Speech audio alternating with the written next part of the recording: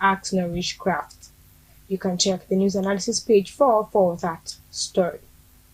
Nigeria. Other developing countries stuck in middle income trap, says World Bank.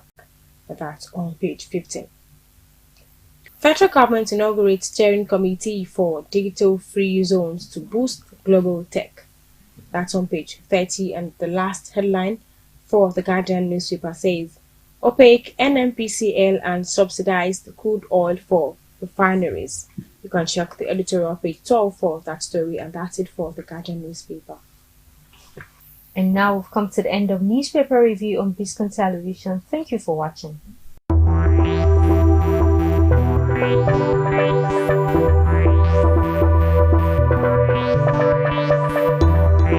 Service and NGO valid experiences. Is a public intellectual completely immersed in the nuances of Nigeria and indeed Africa development challenges, and this is very important, the emphasis on nuances. No one has spoken, written, and organized both the young and the old to champion value-laden leadership for Nigeria more than Pat Utomi. And he's still organizing. I think he's cooking up something. Cooking up something.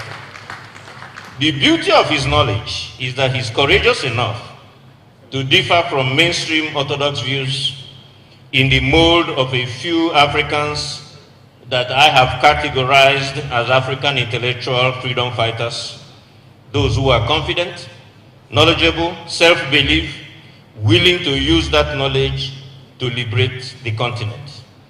In addition to his knowledge, he has great understanding. It is an old man, and he was saying, you know, these goats you have, if you import these feeds, do this, here is my model, you will multiply by 10, 30 times. And the old man listened as he was demonstrating in his fancy laptop. When he finished, the man pulled him aside and said, but what I have are not goats, they are sheep.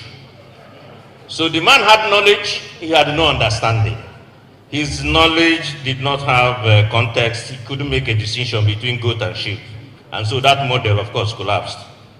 The question, therefore, when Pat Utomi writes, as in this book, you will get unadulterated intellectual work infused with the right ideology in the mode of late Professor Claude Ake, who was insisting that Africa's development must be on our own robust, intelligent terms, and not on those borrowed from elsewhere. You can only question existing facts when you have read widely and can construct an alternative view. Prophet Tommy has, in his book, demonstrated his command of literature, both in depth and breadth. The starting point of this book is a construction of the framework, applied theoretical framework, if you like, to anchor the subsequent analysis that follow. I was giving a lecture one day and somebody said, Prof, ununa theory, you and your theory. I said, listen, theory is the foundation of practice, without which even the practice becomes a bit wobbly. So people must understand that these frameworks are essential in providing the boundary of analysis and for establishing the parameters that give meaning to the empiricism, case studies, and anecdotes that lead us to answer to the questions he has raised in the book.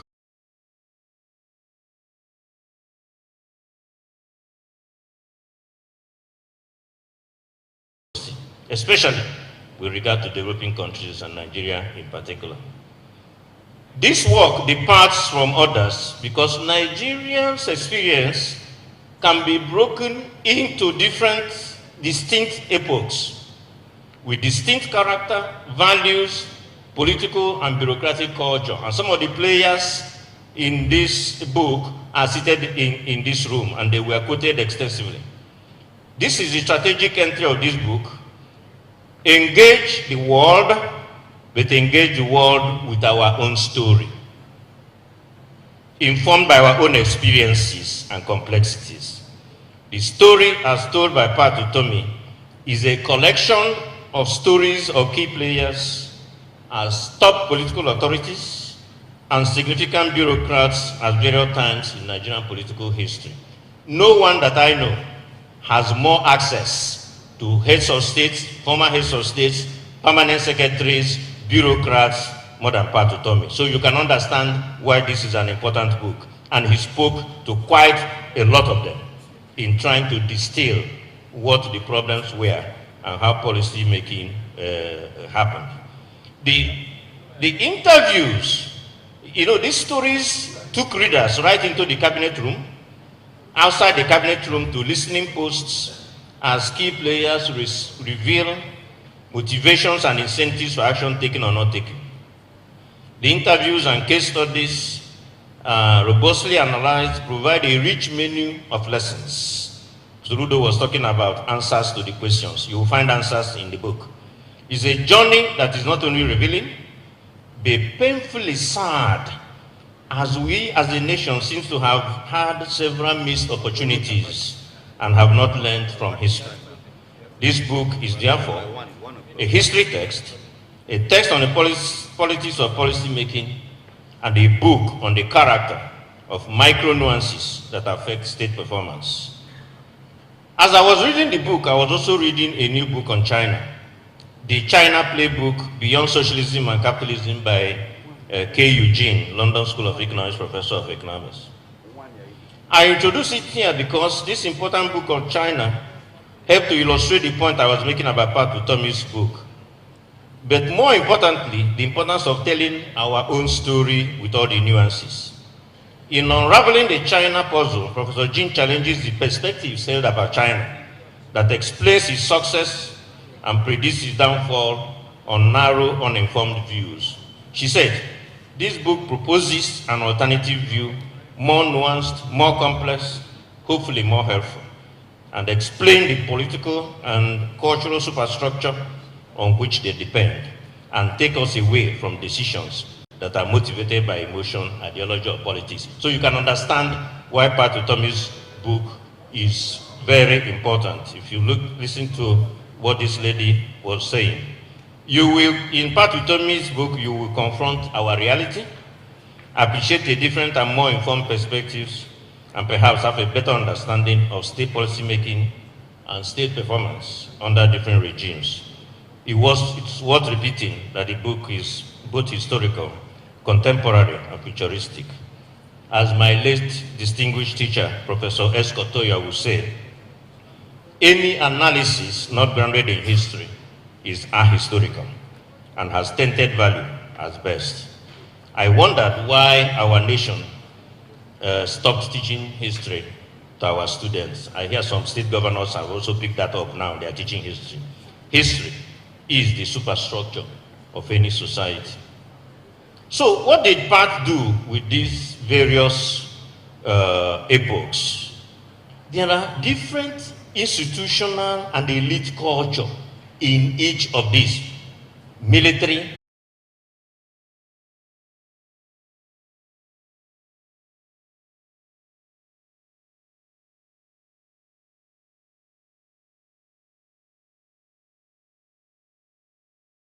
this is not going to work. It's 20 minutes in the program. It's a lot of effort. It would therefore it will be worse if those political elites do not know or their values do not align with theirs. As Pat puts it, public policy is conceived as mainly the product of competing values within the policy formulating elite in determining a particular course of action. In this contestation of power, he dwelt on the issue of legitimacy of the political elite. In his view, legitimacy is critical for power relations, for shaping policy process and policy outcomes, that even if you don't have it ab initio, you must strive to earn it.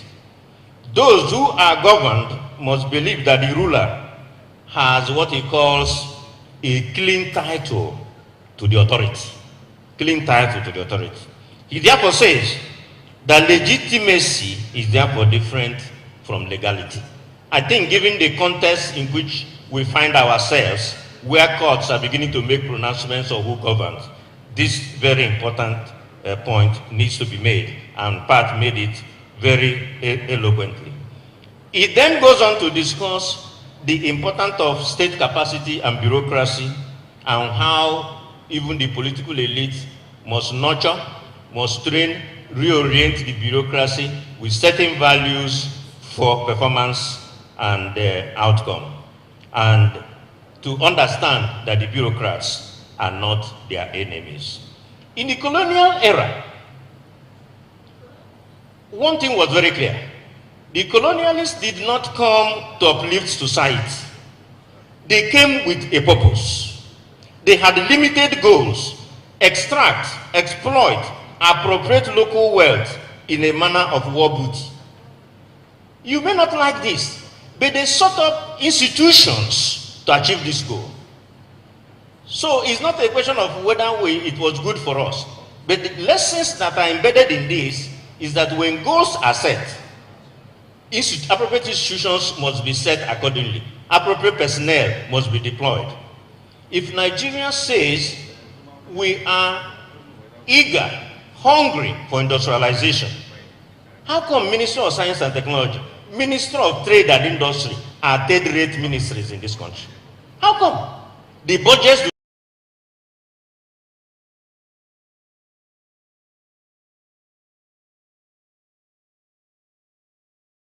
to attain those goals. So those are the lessons. So when institutions, when political authority creates goals, limited goals, we must begin to see them in the institutions that are being funded and in the budget appropriately. It reminds me of a couple of years ago, in the last dispensation, I was part of a retreat with a state governor after he had done 2 years. He was in his third year. And while we were at that retreat, the governor started reeling out what he wanted each sector to do. His commissioners were there, all the aides were there. After a while, I had to interrupt the governor, and I said, these commissioners and aides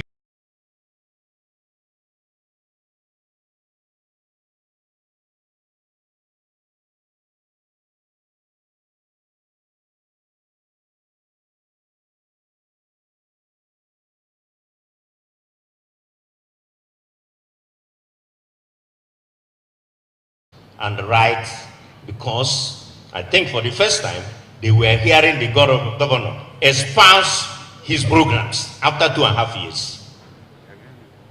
So the goals were not set, the institutions were not appropriately put in place, and the personnel were not appropriately deployed. Full authority becomes an incidental power resource for bureaucratic state. So when bureaucrats even seize control, it's also because there is no direct goals set by the political authority. And that is why it's important, as the book tries to explain, what is in a manifesto is what transforms into goals and programs that the bureaucrats are supposed to implement. When we say one thing and do another, it becomes, in 1778, he said, a good government implies 2 things. First, fidelity to the object of governance, which is the happiness of the people. Secondly, a knowledge of the means by which that object can be best obtained. This second part is very important. Even if you know that it is to generate happiness for all the people, do you know how to do it? Have you assembled the appropriate people and created the right institution? If insecurity is ravaging this country, how come we are still pouring money on the same structures that seem ineffective?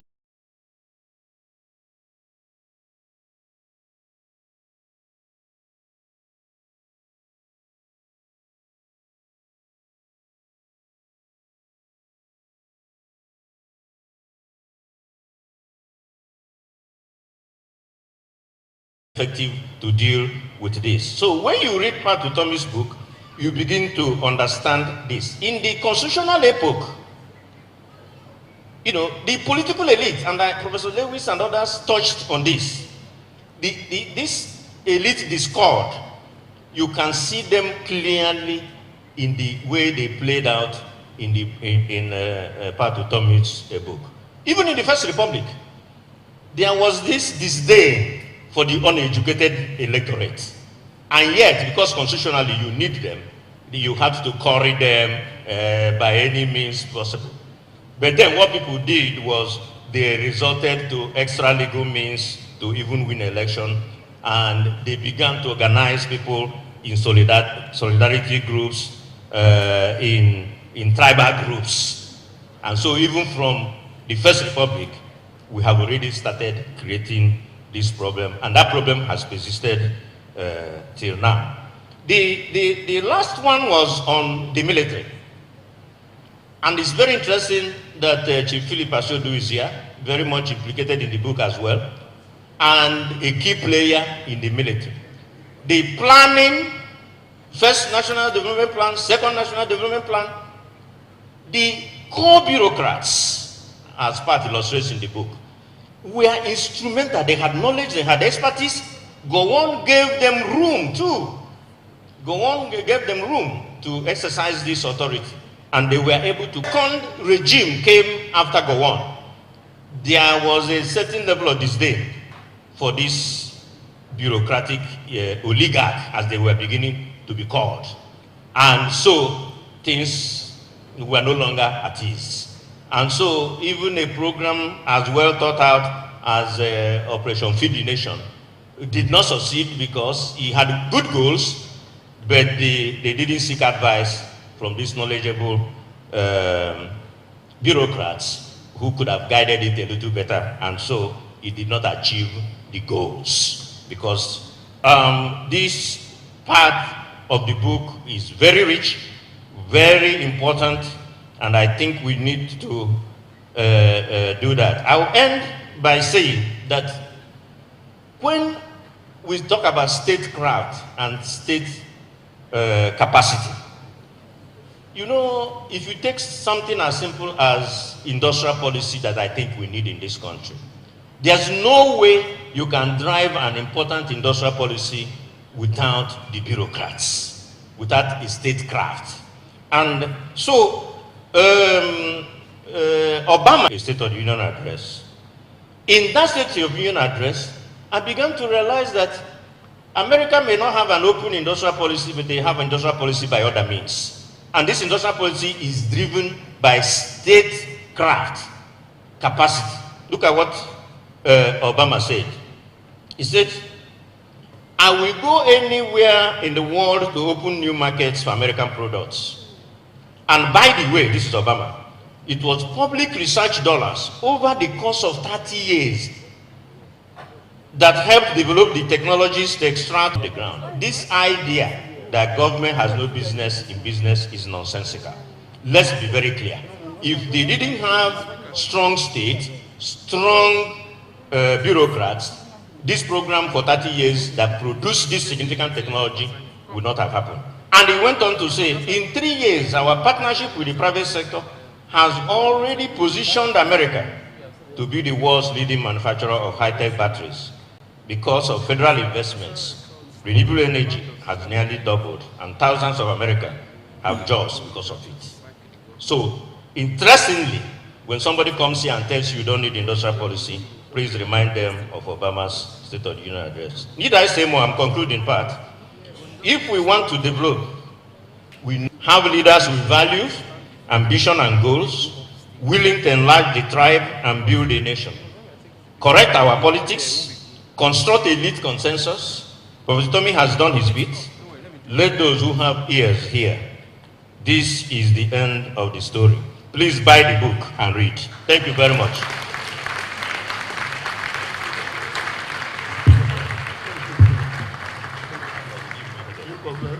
Thank you, Prof. Your Excellency Victor Atta, the members of the National Assembly, former governors, Your Excellencies, the birthday boy, Professor Tommy, our royal fathers, distinguished ladies and gentlemen. I'm sorry that the program has changed a little bit where I have to speak. I have to rush back to the airport and catch 2 o'clock flight because I'm not as lucky as His Excellency It will be to have a private aircraft that will take me back to. So I want to wish you first a happy birthday and want to thank you sincerely for inviting me to this event. I want to remind you, Professor Otomi, that roughly 20 years ago, you came into an event and you spoke at the International Institute here in Lagos on Kofa Biomi on what is wrong with Nigeria, issue of leadership, and what we have been going through. I'm sorry to say 20 years later, we are still talking about the same thing, and we are still stands for you, that you have already mastered it, not only theoretically, but also practically. What is wrong with Nigeria is not ideas. What's wrong with Nigeria is not so many bills and memos and laws and those. We have them. What is wrong is actually implementation of all those things that we talk about. So we can sit here today, and I'm sure by the time we pick this your book and read it, and pick another book that you have written and read, we will see a lot of similarities, on those books.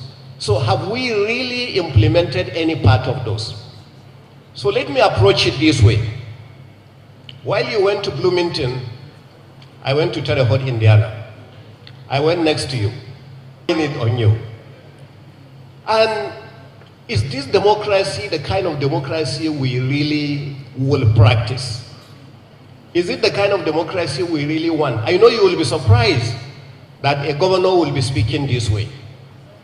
I went to school in America. After that, I lived and worked in America. And I know we are practicing the American system.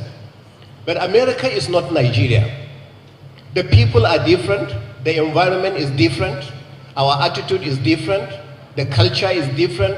So why must we think that we can import something from America and it will work perfectly for us as it is working for Americans? So, and I think this is one of the things we have to look at. I love the comment made by the book reviewer when he said we have to engage the world, but engage the world with our own story. And when I say our own story, not a borrowed story. Recently, I was actually in Rwanda. And a lot of us are now commending Rwanda, commending the president, the good things that he is doing in Rwanda. Is it very popular with the West? Today it's not. But is it popular for him in his country? Is it working for his people? Yes, it is. So are we waiting for somebody to allow us to develop a democracy that is good for us? We should not. I always feel sad when I hear people that, will they allow us to do it? Nobody will allow you. We have to pick it up on our own and do it the way we want it for the good of our people and move on.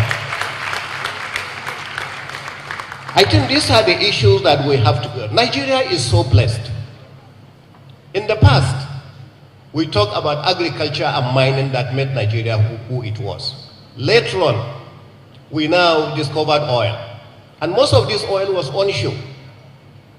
And Nigeria was okay with the onshore. We did so much. Eventually, the onshore became a difficulty in Nigeria. God gave us oil now, offshore. We started discovering big oil fields, over 1 billion barrels reserve. The Bonga, the Agbami, the Erha. All these big fields, we started discovering them that we never discovered onshore and shallow waters before. Now we are having those kind of problems. Today, God has again blessed Nigeria. He's now given us in the deep onshore, because we have several beds. The former minister is here, petroleum. We have the Lake Chad Basin, the Benin Basin, the Anambra Basin, and of course, the popular Benue Trough that starts from Calabar and ends all the way in Gombe.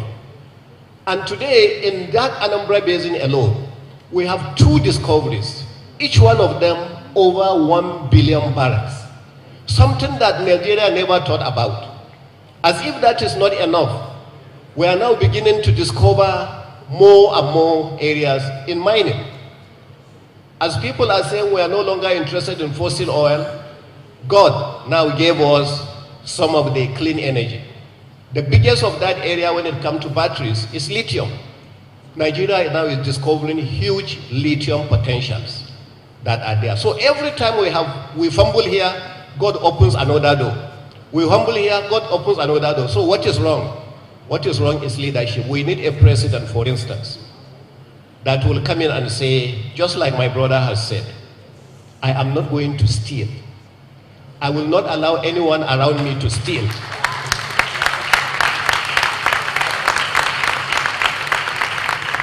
And if anyone around me steal, I will punish them. And it will be seen that I'm punishing them. Believe me, all the governors will stand up because Nigerian president is the most powerful president. I'm sorry I'm rushing to the airport. I thank you very much and God bless you. I don't know why you are asking me to launch a book when Peter Obi is here. We have the political elites here. So if they agree to what the keynote speaker said or the book reviewer said, it means that Nigeria will be a better place. And if you look at the topic that we have today, we are looking at democracy, governance, and national performance, which is a very interesting topic and which will interest anybody that is interested in Nigeria. And the keynote speaker, Professor Lewis, mentioned that we are supposed to celebrate that we've had about 25 years of democratic governance, which is very good. However, when you now move to the governance indicators like rule of law, regulatory quality, government effectiveness, accountability, control of corruption, in all these governance indicators, Nigeria has not done well and continued to decline its governance indicators. When we now look at other areas or statistics or indicators of socio-economic development,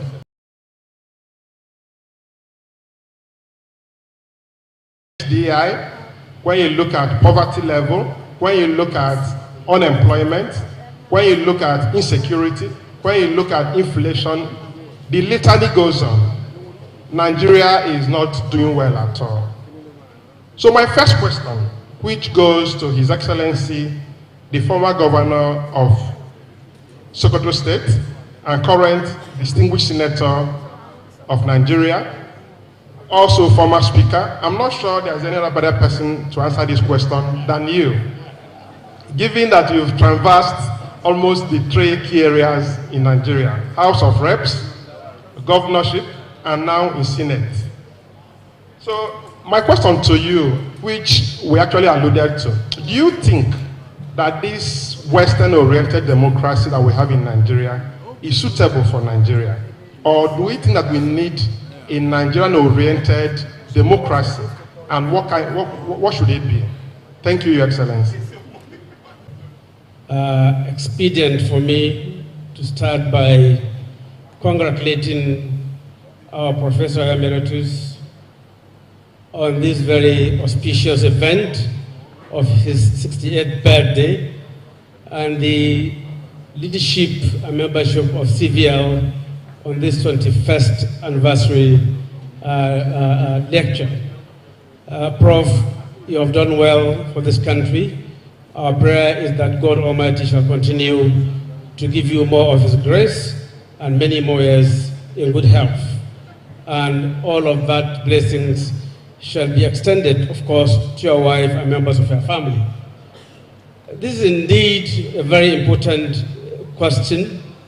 I recall that a few months ago, we were invited by President Olusegun Obasanjo. I thought he was going to be here on the same topic, talking about whether the Western democracy, in this case, the presidential system of government, is working here in Nigeria. And the consensus, the common ground at that discussion was that we need to tweak and rework the system and bring it closer home. Yes, Nigeria has some similarities in terms of its diversities with America as a continent, as a country, but not everything about America is similar. 1979, when you compare it with the particularly parliamentary system that were practiced from 50s up to 66, is completely different, and I believe that those who experienced the parliamentary system are saying that Nigeria was better off with the parliamentary system of government than what we have now. I believe that as someone who has been in the House of Representatives from 2003 to 2015 and who has been Speaker of that House, we have a lot of work to do to bring the realities of our situation to bear in conformity, with the presidential system of government. Of course, yes, it's not completely holistically as it is in the United States, because in the US, you don't have a Senate president. In Nigeria, you have a Senate president. So it's not completely that system that has been or is being practiced here in Nigeria. But I believe that there is a lot more to be done in terms of working the system to conform with our own realities. But even beyond that, it is also about the practitioners. We have had some gains in our electoral system in 2015. Everybody appreciated that the 2015 elections were judged to be fairly okay. What happened thereafter? 2019, we witnessed a reversal. 2023, even worse. So it is not completely about just the system. It has to do also with the people and the operators and the practitioners of the system. So we need to change our ways. We as a people who are practicing this democracy need to imbibe the virtues of those practicing democracy in the United States. The governor of Nasarawa just said it. If the president comes out to say this and that are do's and don'ts, and he lived by example, and he truly, in good conscience, lived by example, the tendency is that most people will live by that example. In 2015, the expectation was that President Muhammadu Buhari was going to fight corruption. The expectation was that Muhammadu Buhari, being a retired military general and a former head of state, was going to fight insecurity and insurgency. But what do we notice? What was the end? What was the end game? Now the expectation is that Asiwaju Bola Ahmed Tinubu is going to engender very sound economic policies. What are we witnessing today? So it is not about the laws, it is not about the system, it is about practitioners. And we need to really do more in that regard. I've also been told that, when professors listen to certain things, they want to react immediately. So Professor Chidionia, who is presenting the governor of Enugu State, but okay, Senator Baribe, they are all reacting to what you are saying. So I don't know. Okay, let me ask Senator Baribe. Senator Baribe, you can be described as a veteran of National Assembly. Some people are asking, are you back to National Assembly again? And I said yes. So you can call me an indigene of the National Assembly. I've been there for a very long time. And I respectfully disagree with my friend. I have a very good friend who always says that there are no two ways of piloting a 747. There's no Nigerian way. There's a way you're trained to fly that plane. And democracy has certain simple principles, which is the person who votes, his vote must count. And that is simplicity. Once we go beyond that, then what we're doing is that we just complicate issues for ourselves. And as I'm sitting here, I can tell you in the last election, I defeated a sitting governor because people voted for me and nobody manipulated the result. Simple. If people manipulate results and another person emerges, that person does not have what we will call legitimacy.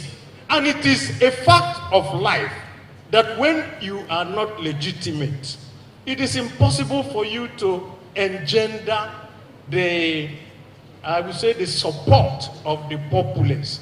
And what is going on today, whether it is in the state, whether it is in the National Assembly, whether it's in the presidency, is that people are adjudged not to have legitimacy. And they're finding it difficult to take that decision that Governor Sule just said, which is agree to take that difficult decision and the populace will follow you. But when the populace looks at you and knows that you're illegitimate, why would they want to sacrifice for you? And that is the bane of our system today. So I do not agree that we have to have a Nigerian system. What is a Nigerian system? Is it the one, for me, an Igbo man, that we already had democracy before the white man came? Or is it the one that you will have from the Oni or the Bale or whoever who already has a system that is his own? Or is it the one for the Sultan of Sokoto or any of the emirs there who already have a different one? So if we now say get a Nigerian system, which one will you choose? Democracy is the best for every one of us. Government of the people, by the people, for the people.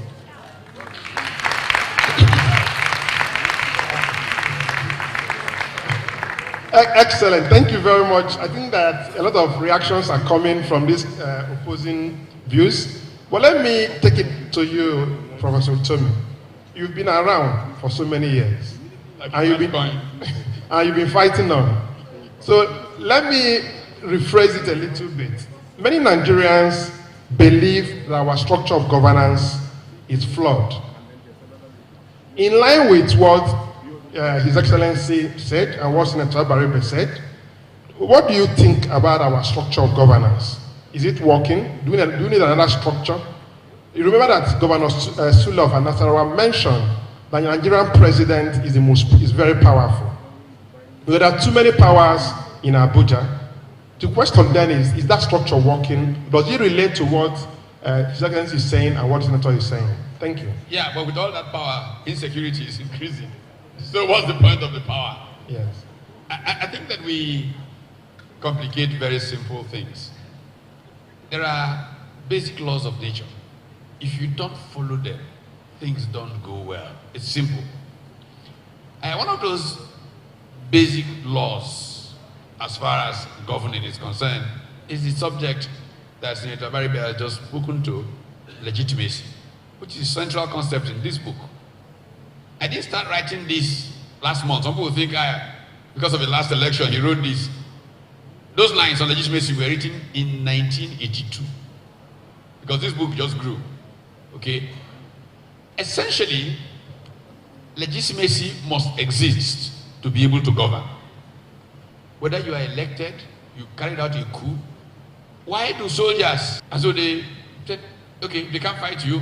Okay, carry go. God will deal with you one day. And as they're dealing with God will deal with you someday, you need National Assembly to back some policies. National Assembly knows you are illegitimate. So what do? They ask you for money. And so engineer Abaribe gets one bag of dollars so that he will vote for the next thing. The next guy collects back and the place is just a complete mess. You can't govern. That's what's happened to Nigeria. We've gone away from the fundamentals of how you govern. And then we got these complications. Okay. Excellent. Secretary of the State Government, Professor Chidionya, with your experience in development circles and now serving in Enugu State Government, do you think that the governors have enough powers to bring proper development to the states? Because if you know, poverty rate in almost all the states in Nigeria increasing. Unemployment increasing, and insecurity increasing, and most of the time the attention is to the federal government, and most of the governors always keep quiet when the blame is on the government. So my question to you is, In relation to that, do you have enough powers to govern? And what do you think about the demand for state police to address the issue of insecurity? Thank you so much. I'll start by wishing Professor Pat Otomi a very happy birthday on behalf of His Excellency Dr. Peter Mba. Congratulations. And back to your question, I do think that states have sufficient power to be able to drive the fundamental change that they need to meet their social contract to the people. In my experience in the past, before I took this job, I had worked in the development firm for a long time, and I understand there are certain fundamentals why the politics is important. The politics of delivery is underpinned by the right policies, also having the right implementation culture. And Professor Ositobu had talked about something in his comment which talks about strong institutions. And we've been talking about this for quite a bit. So what the governor of Enugu State had done through his team was to identify that evidence-based decision-making is critical. So there's no way you're going to set out to achieve a level of very fundamental, irreversible change if you don't understand the fundamentals driven by empirical evidence. So what we have done is, while there's this question around whether the states have enough power, we are more focused on meeting the social contract that is in his agreement with the people. And what that means is that very fundamental things that came up, like for instance in Enugu, for over 2 decades, there was no water in Enugu State.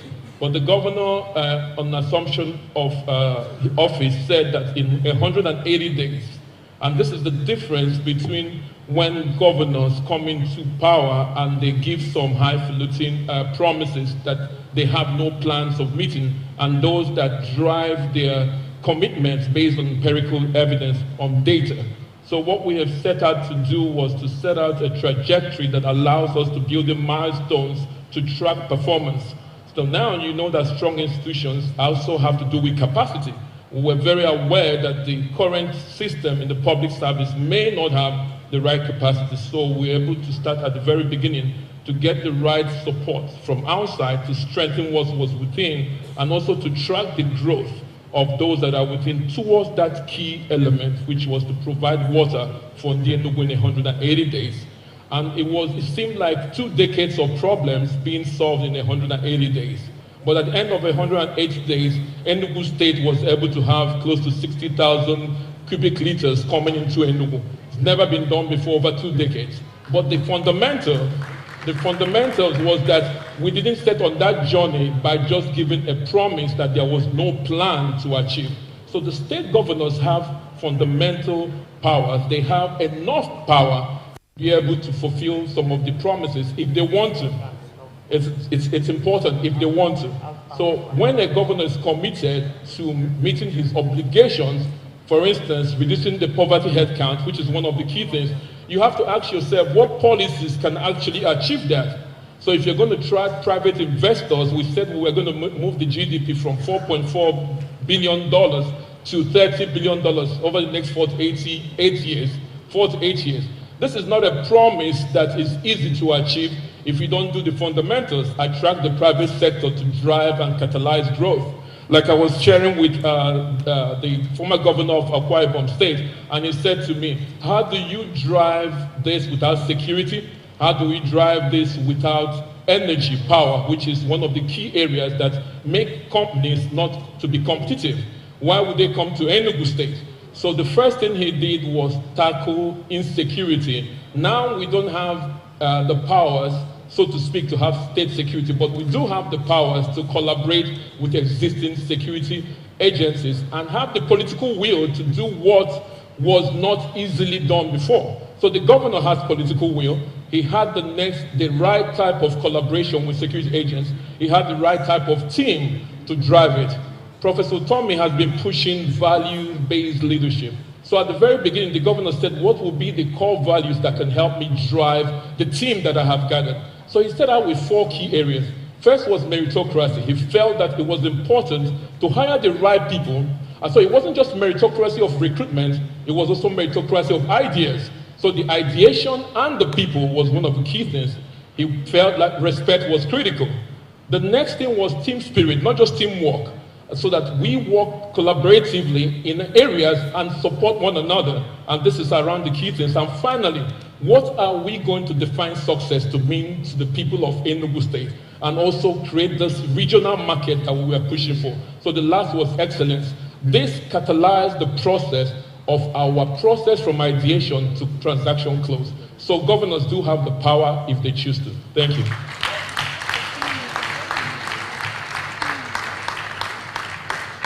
Excellent. Listening to the SSG of Enugu State, all you are saying seems to say you took some of the things. So we thank Professor Ostobu for that excellent book.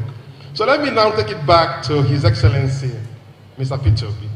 You are a governor and you ran for president. And this question actually relates to you and Senator Tambua. And in relation to his view and Senator Abaribe's comment, I want to ask you, when you were governor, and even from your experience, when important decisions that will affect the generality of the people are being taken by the president, is there normally proper consultation with the governors, with the National Assembly, before decisions are taken?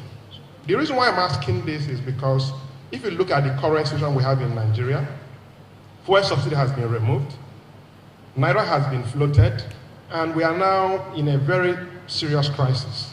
So my question to you, during your own time as a governor, did the president consult in this kind of important decisions, and what do the governors normally say in this?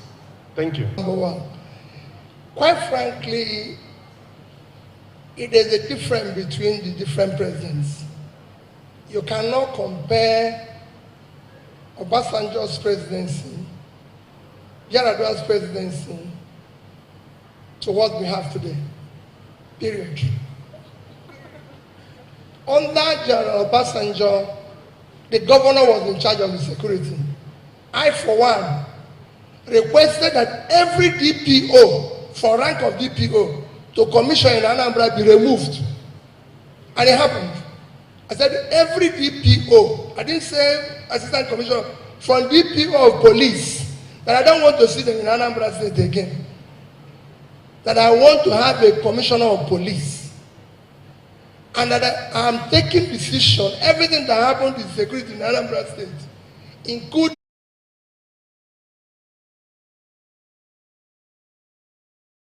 you're not in charge. If we are at war, we declare war. When I came to Anambra State, everybody knew. People were collecting money in the street. People were doing all sorts of things. Some lunatics took over our park. I went to Obasanjo. I said, listen, if you don't want me to be governor, I go home. If I must be governor, I will be in charge here.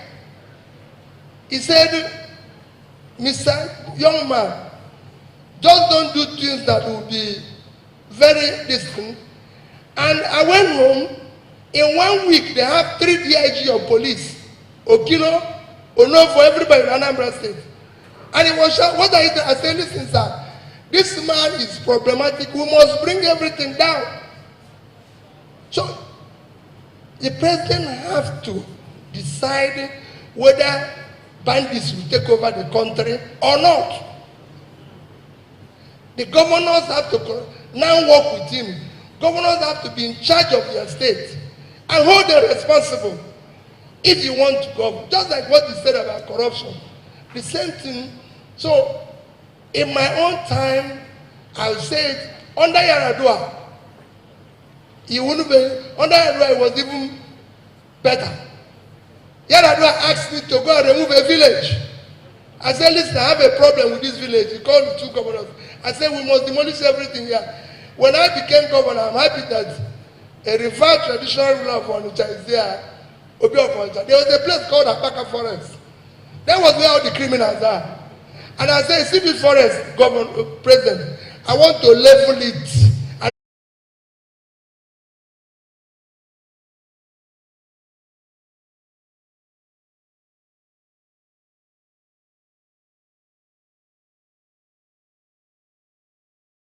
You reduce it by 60%. Everybody will run for cover. But when your wife, your children, everybody is doing their own, people will help them. And that's what is happening. You know? We are talking about the issue of foreign exchange. We can't just, a currency of a country is one of the things that make that country. Today, our country has been dollarized by people in government. You put a law that if any official is here, found with dollar, you go to jail. No more dollar transaction here. I'm not, those who are importing goods can use dollar. We have naira, we have currency, we should be proud of it. But when people in government are now the ones spending dollar, spraying it, doing everything, you hold the whole system. People used to disagree with presidents. Governor Ada is there. They were disagreeing with Obasanjo. They quarreled, and everybody, even in our meeting, I've been in a meeting where Obasanjo will end the meeting by quarreling with the governors. After quarrel, they walk away, this walk away. Today, governors can't walk away on the president. Because they walk away, they don't know where they're going to end. But they used to walk away on Obasanjo.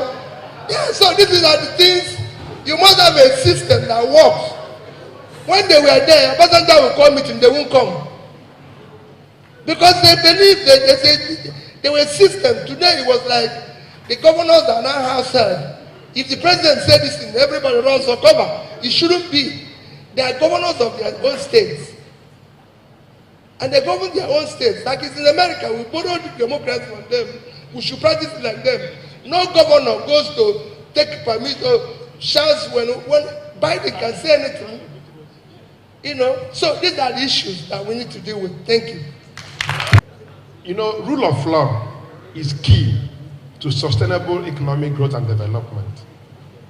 And Nigeria is not doing well in that. And let me take it now to the election. So how do you assess the 2023 election? And what other electoral reforms do you think that we need to bring about better elections in Nigeria? Well, I will attempt to answer.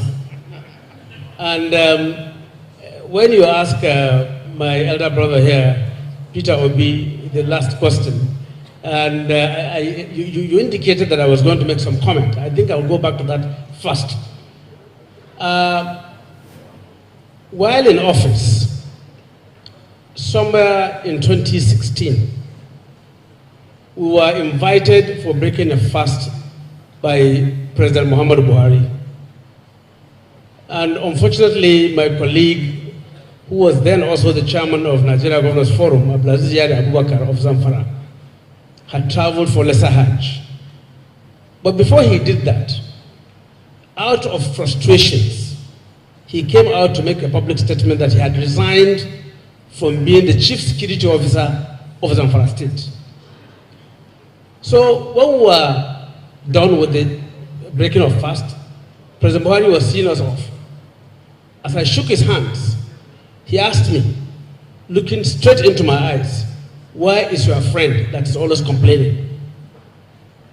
I said, "My friend had traveled to Saudi Arabia.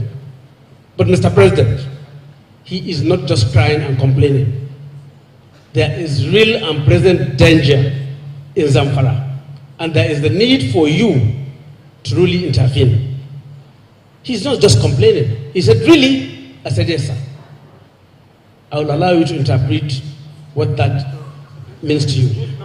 Now, my experience, whether I was being consulted on policies, Sokoto borders 3 regions, that is 3 states in the Niger Republic, Tawa, Doso, and Maradi. We have the longest border with the Niger Republic than any other state in Nigeria. When President Muhammadu Buhari decided to close down borders, no governor was consulted. 3 of the governors of those regions individually called me to say what's happening. I said, "My brother, I'm sorry, I don't know." Every effort I made to reach out to the NSA, because I was told that the instruction came from the office of the NSA, I couldn't reach him. The only person I was able to reach was the then CG of Immigration, Babandede, who was able to give me some insights. So no consultation whatsoever on such a very key and important economic and security issue. Because Niger and Nigeria had by then a security pact that the military from Nigeria can pursue insurgents and bandits up to some certain miles into Niger Republic. That's what they call hot pursuit. Vice versa. And then you shut the borders. So you could see that I was left with no answers. So consultations are not necessarily as frequent as they are supposed to be. And on the issue of control, security, powers of the government. Yes, in terms of developmental issues in your state, yes, you have the control of the resources. You can come up with policies, but then you can only implement those policies, no matter how good, if the state is safe and secure. The all and most important ingredient for any development is security. Governors don't have control over security. They don't. They post to you, Commissioner of Police, at their whims and caprices, and they deal with you and relate with you as they deem fit. So it's not about collaboration. It's beyond collaboration. Matters of security, governors are supposed to be hands-on because they are the ones dealing with the live issues of ensuring that people are secured. And it's not the case. So there is the need for us to restructure and devolve more powers to the governors so that they can work on issues of security and even give them more resources. That's my take on that. Sorry, Frank, if you don't mind. Yeah, I think that we should not just drift away from it. There isn't enough listening. And it's one of the most important attributes of leadership. If you can't listen, you cannot lead. And then this is one of the big strengths. I keep talking to my Indian friends. I'm talking about how enough credit has not been given to Rao as Prime Minister for India's turnaround. It was supposed to be a placeholder and the things that happened. But I bring it home. Enough credit. And Nigeria is very unfortunate. It's not been given to Umaru Musa Yar'Adua as president. He was a listener. He listened to governors. He listened to even ordinary civilian like me. Once Friday afternoon, I still remember, he said to me, "What's wrong with Nigeria?" I said, I'm a teacher, I will talk. He said, "Talk." And for 2 hours, he sat there just listening to me. So we have been unfortunate, very unfortunate with losing President Yar'Adua when we lost him. But we need people who go to leadership positions to learn to listen and to consult. That's part of the essence of the policy process. And we're missing it now. Shut down the border. Nothing, then 2 weeks later you find out, why did we shut it down? What are the consequences? We act before we think. And this is tragedy. This is what Nigeria has been living through. Just thought I should make that small point.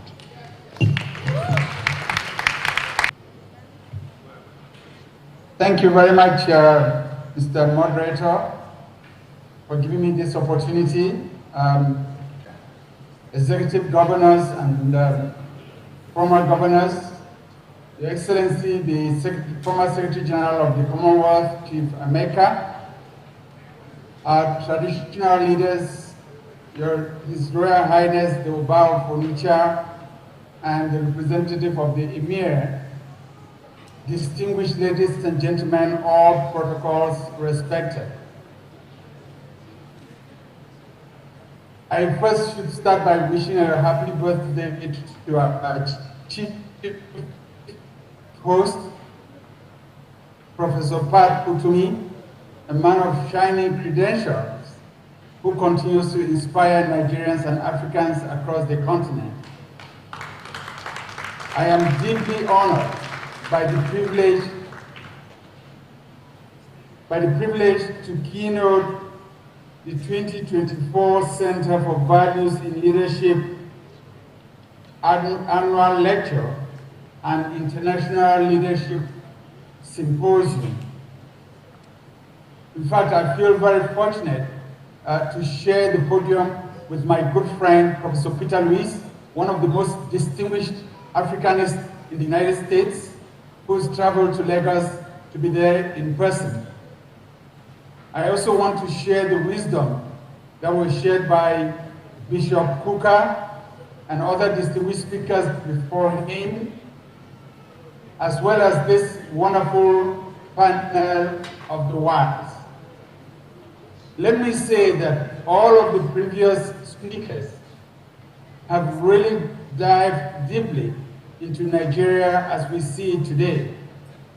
I want to stand on their collective shoulders and project from there to the outside, provide additional context for this brainstorming exercise. It is remarkable that as we gather here today to brainstorm and rub minds about the linkages between democracy, governance, visionary leadership, and development, it is projected that in less than 25 years, Nigeria's population will be at approximately 400 million inhabitants, which means that 1 in every 4 Africans would be Nigerian. It is also projected that should the Fourth Republic endure and should Nigeria stay on the trajectory of democracy, it would be the second largest populated democracy in the world by 2050, coming only after India. As we know so well, 70% of Nigeria's population is under 30 years old, and almost half is under 15 years. Nigeria, therefore, is a global player and must step up its game. Nigeria, as we all know, is the giant of Africa, literally and figuratively. It must lead the charge and cannot have feet of clay. There is now a collective awareness for those of us who follow global issues of the weight, the voice, the global south, where increasingly populations are saying nothing about us without us. That explains the calls for reform of the UN system with a permanent seat on the UN Security Council for the African continent. That explains the call for reforms of the Bretton Woods institutions, the World Bank and the IMF. That explains even recent actions to provide an African seat on the G20 and all the echoes around that. The world is beckoning for Nigeria to tell the world that here I come. We are also gathered here today at a time when the sub-regional organization ECOWAS is in shambles. We know Nigeria's weight and leadership in the sub-region. It carries the entire sub-region in all aspects: human capital, economic powerhouse, governance model, military might, and you name the rest. Looking internally, Afrobarometer surveys and surveys by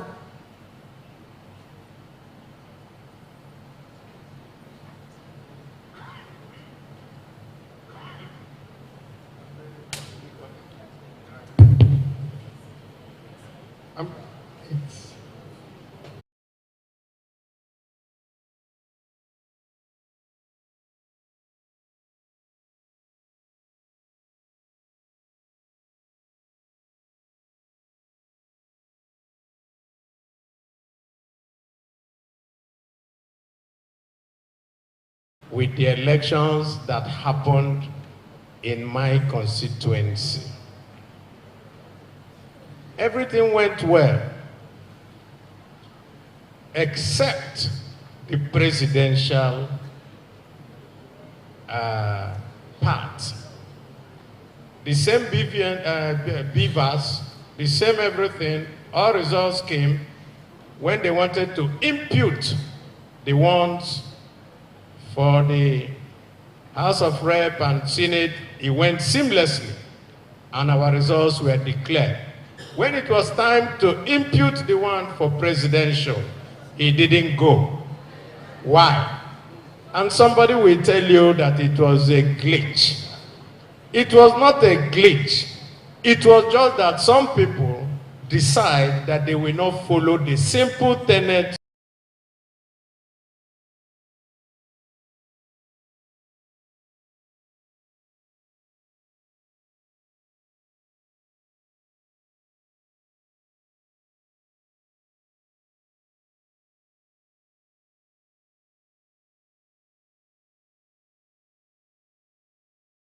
punished for that thing that happened. And the bane of Nigeria, and I repeat, the bane of Nigeria is that nobody is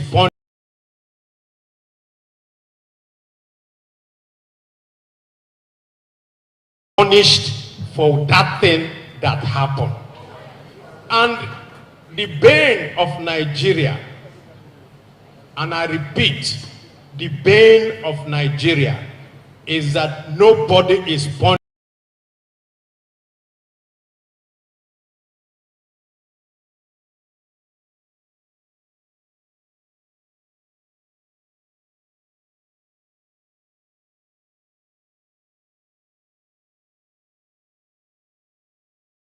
for any infraction, and therefore people get away with murder. That's all.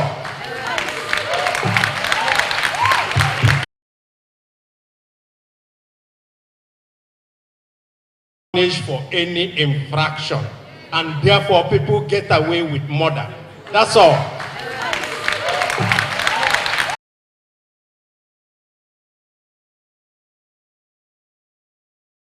Punished for any infraction, and therefore people get away with murder. That's all. Aaron, do you disagree with him or do you agree with him?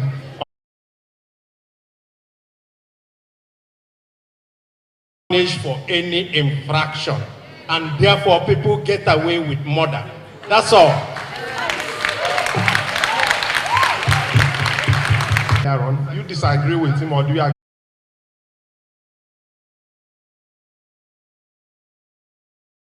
Punished for any infraction, and therefore people get away with murder. That's all. Aaron, do you disagree with him or do you agree with him on this one?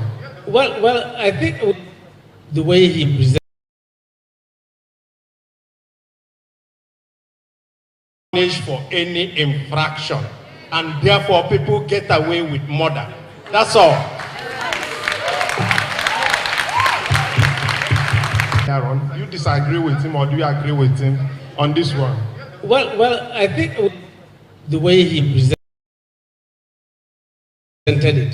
it, I said it's about the people, the attitude. Now look at it. By himself, Senator Abaribe is saying that when it was time for his own election, and that of the member of House of Reps, on the same day, Same process. His own went seamless. That's what my brother didn't go seamless. So it's the attitude of the people. It's the process. It's the same process. Primaries, up to tribunal, up to Supreme Court, it's a process. How can you till tomorrow convince me that someone who came fourth, number 4, can be governor? Meanwhile, the tribunal said he cannot be, the Court of Appeal said he cannot be, Supreme Court said 1, 2, no, number 1, go, number 2, not you, number 3, not you, number 4, it's you. And you tell me that it's not about human beings. It's not possible. And look at the policy of the current Supreme Court on all the governorship elections. The policy of let my people go, not justice of the case. Not justice of the case. So when we talk about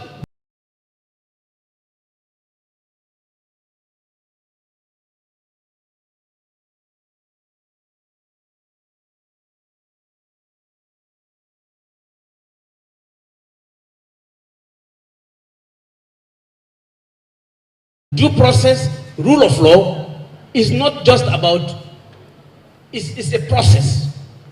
So I believe that we have a long way to go in the reforms, and we must imbibe the right attitude as leaders, as followers,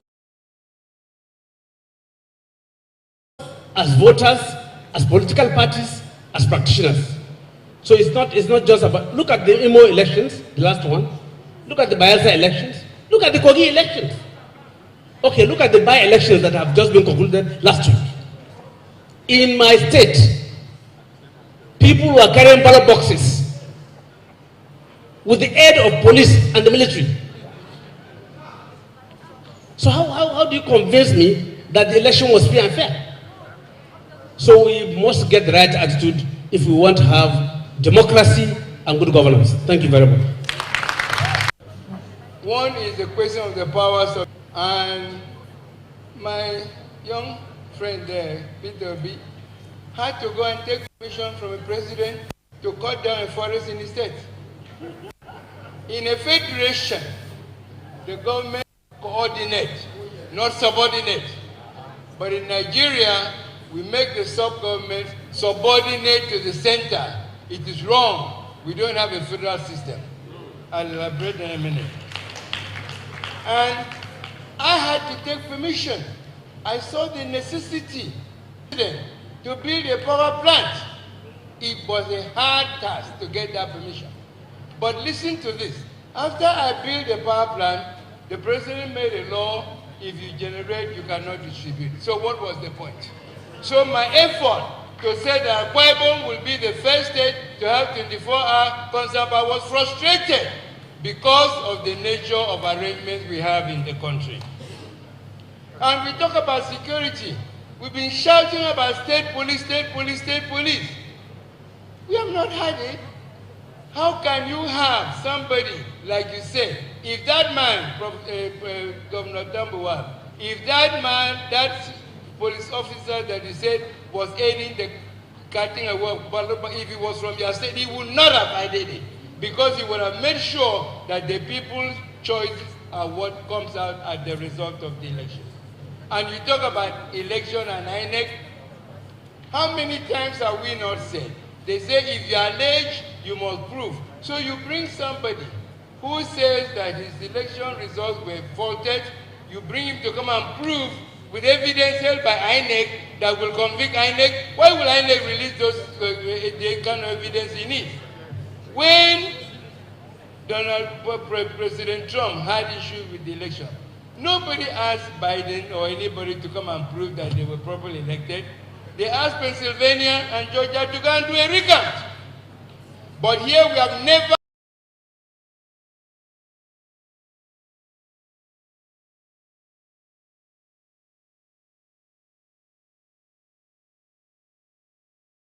the compare as said is not with the system of governance. Look, we once operated the parliamentary system. We said it was not good. We have come to the presidential system, and we are now saying it's not good enough. Nigerians will corrupt that same system. The problem is not with the system. Actually, what we are practicing now is pseudo. Not democracy, though. It's not the real democracy. We are practicing what somebody said, a government of the elites, by the elites, for the elites. Somebody decides he will be governor, he becomes governor. Somebody says it's my turn to be president, he becomes president. And therefore, is that the way it is done? The other day, Obama was on the television, how they were paying for meals in the State House. The American presidential system, do they carry the cost of governance that we carry?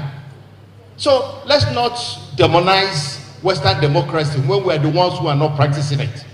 My point is, we need to bring this check and balance.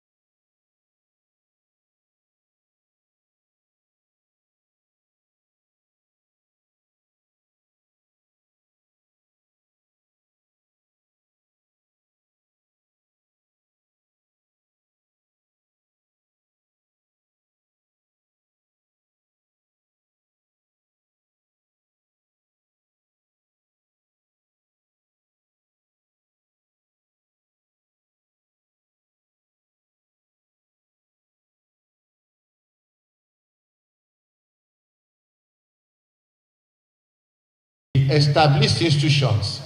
I don't know how else we can do it. Thank you. I think we have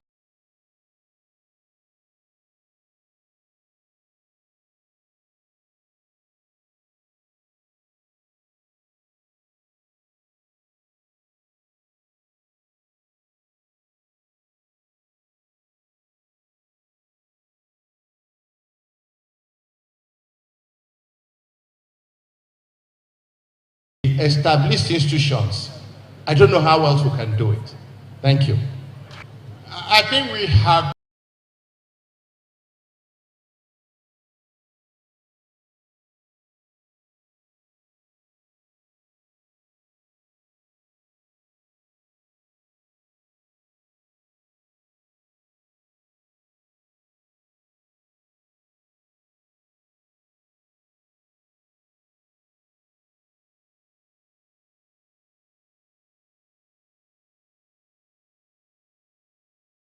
but we have never talked about how to solve these problems.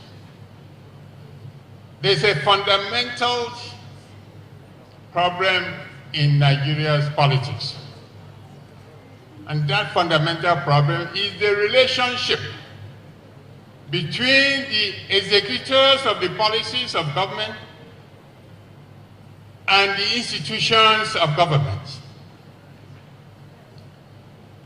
And I want to tell you,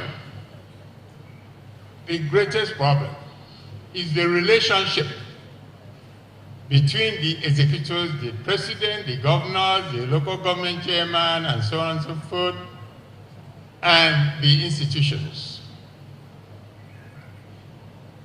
First of all, you would like to agree with me that at this particular moment, Sule has said the president is powerful. Yes, of course the president has to be powerful. He's the #1 citizen of the country.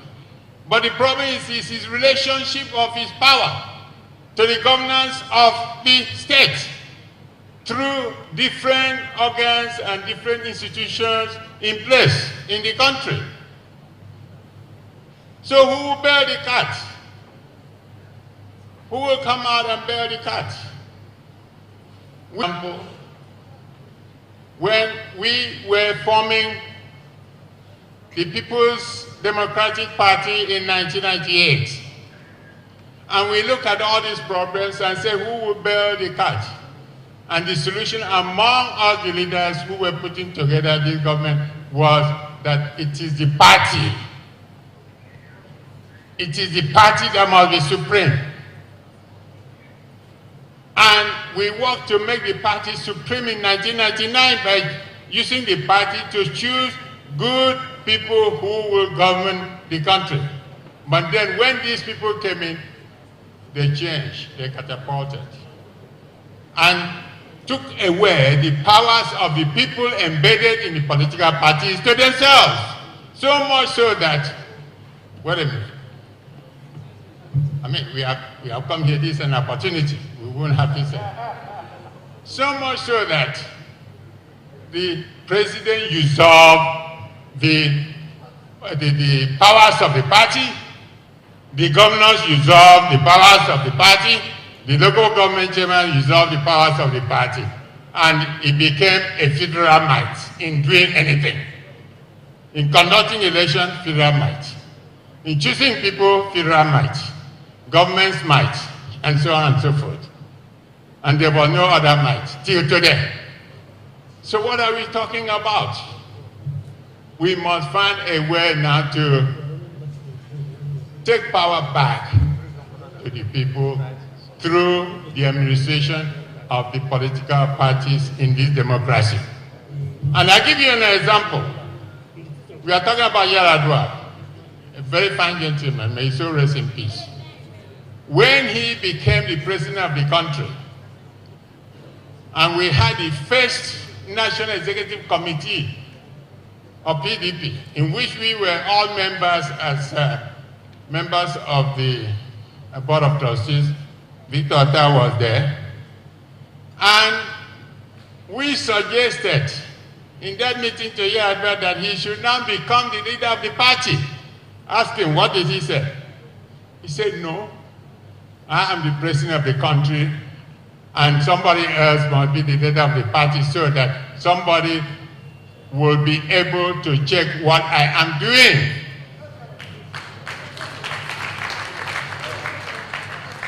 Who checks?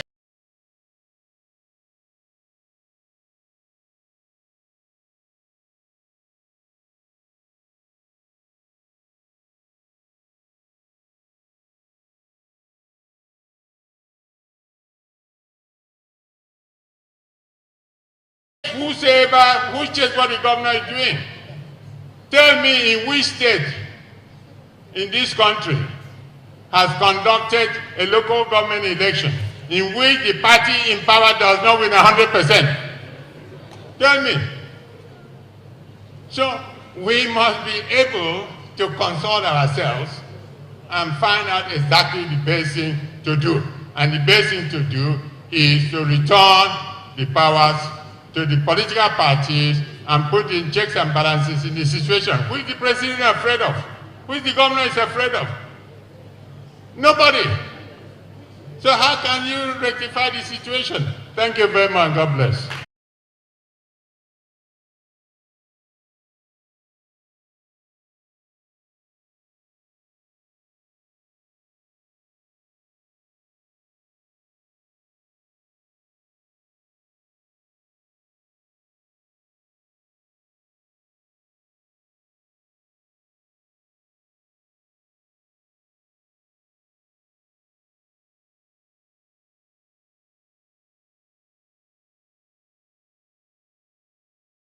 Where is the solution? What do we do to get out of this quagmire?